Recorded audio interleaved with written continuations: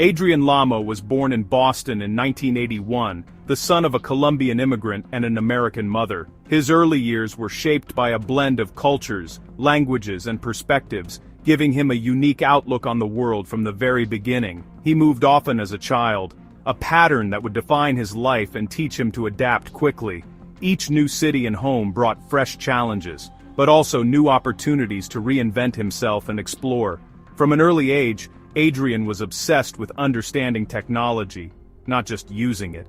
He would take apart gadgets, eager to see how they worked, and spent hours tinkering with electronics, driven by a relentless curiosity.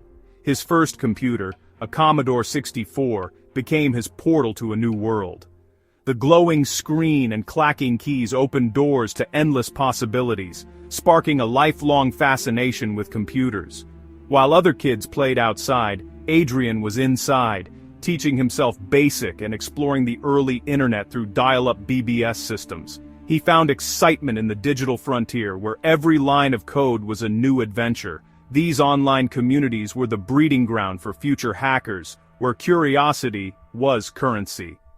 Here, Adrian connected with like-minded explorers, sharing knowledge and pushing boundaries together. As a teen, Lamo's passion shifted to networks and the hidden architecture of the internet. He became fascinated by the invisible threads connecting people and information across the globe. He wasn't motivated by money or malice, but by the thrill of discovery, finding secret doors in digital systems. For Adrian, hacking was a puzzle, a way to test limits and reveal what others overlooked. Adrian's education was unconventional. He dropped out of high school, earned a GED and briefly attended college, but learned most from the hacker community online. The internet became his classroom, and fellow hackers his teachers. He devoured technical manuals and taught himself skills far beyond the classroom.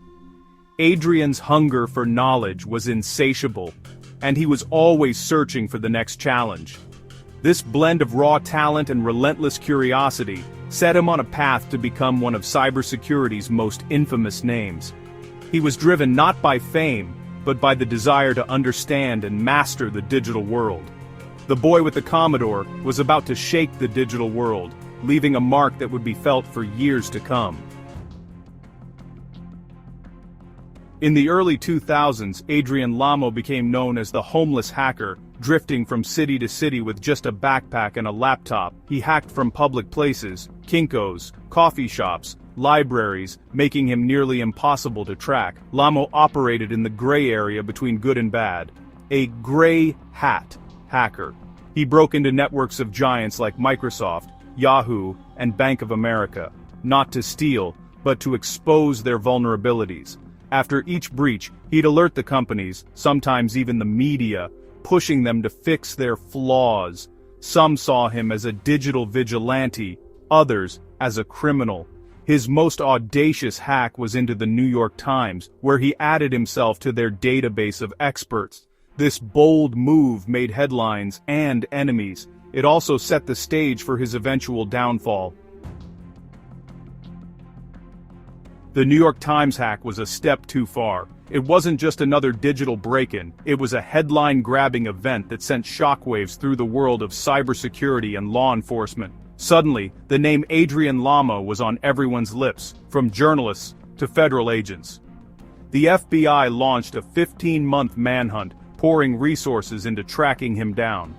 But Lamo stayed one step ahead, living as a fugitive, constantly moving, never staying in one place for long. He relied on payphones, borrowed computers, and the kindness of strangers to stay hidden. The pressure mounted with every passing day. In September 2003, exhausted and out of options, Lamo made a life-altering decision. He turned himself in at a police station, ending his time on the run. He faced serious federal charges, including computer damage and wire fraud, with the threat of years behind bars looming over him. The courtroom became the new battleground for his future. Prosecutors argued his actions caused real harm to companies and individuals. Lamo's defense painted him as a well-intentioned explorer, someone who exposed flaws to make the digital world safer, not to profit or destroy. Ultimately, he pleaded guilty to one felony count. The judge sentenced him to 6 months home detention, probation, and ordered him to pay $65,000 in restitution. It was a lighter sentence than many expected, but the consequences were lasting. The sentence was lenient, but the label "convicted felon" would follow him forever, closing doors and changing how the world saw him. The digital playground he once roamed freely was gone. Now, he was a cautionary tale, a warning to others about the price of crossing the line. Lamo's story shifted from hacker legend to a man marked by his choices, haunted by the consequences of his actions and the legacy he left behind. The world he once navigated with ease was now closed to him, the doors to opportunity and adventure firmly shut. His days as the homeless hacker were over, replaced by a new reality of restrictions and regret. But for Adrian Lamo, the most controversial and defining chapter of his life was yet to come.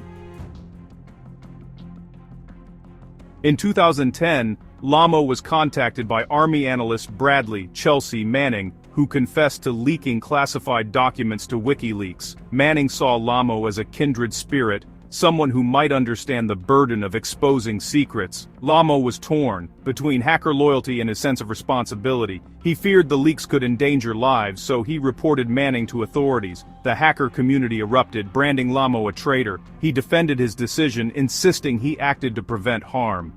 The fallout was immediate and fierce, dividing friends and foes alike. This single act would forever overshadow his earlier exploits. Behind the headlines, Lamo struggled with deep personal issues. Diagnosed with Asperger's syndrome in 2010, he finally had an explanation for his social struggles and intense focus. Substance abuse became a way to cope with pressure and alienation. The scrutiny after the Manning case only intensified his battles with depression and addiction. Friends described him as brilliant but unpredictable, charming yet withdrawn. Lamo could master digital systems, but real life was often overwhelming. His demons were as much a part of his story as his hacks. After Manning, Lamo became a public figure, no longer a shadowy hacker, but a security analyst and media commentator. He spoke at conferences, appeared in documentaries, and wrote about cybersecurity. His story was a cautionary tale about digital ethics and blurred lines. Lamo's insights were valued, but controversy followed him everywhere. Some saw him as a patriot, others a pariah. He tried to use his experience to help others defend against cyber threats, but the shadow of the Manning case never left him. Lamo lived with the consequences of his choices, always on the edge of acceptance and exile. He was a man searching for a place in a world he'd helped to change. In March 2018, Adrian Lamo was found dead in his Wichita apartment at just 37 years old, a shocking and somber discovery that sent ripples through the hacking and cybersecurity communities. The cause was substance abuse, a tragic end to a turbulent and often misunderstood life, marked by both brilliance and struggle. News of his death quickly sparked a wave of rumors and conspiracy theories online, with some questioning the circumstances. But in reality, the truth was simpler and ultimately much sadder. Lamo's legacy remains fiercely debated to this day. Was he a brilliant pioneer who changed the world of cybersecurity, or an infamous betrayer who crossed a line? He forced major corporations to take security seriously, exposing vulnerabilities that might have otherwise gone unnoticed, and sparked ongoing debates about the ethics of hacking. But his controversial role in the Chelsea Manning case complicated everything, casting a long shadow over his achievements. Was he a hero who did what he thought was right, or a traitor who betrayed trust? The answer depends on your perspective on whistleblowers, loyalty, and national security. Lamo's story is a powerful reminder. Behind every hack, every headline, is a human being, wrestling with difficult choices and the weight of their consequences. His life stands as a cautionary tale about the immense power and the very real peril of technology in the modern world. In the end, Adrian Lamo left behind a legacy as complex, tangled, and enigmatic as the digital systems he once explored, ensuring his story will be debated for years to come.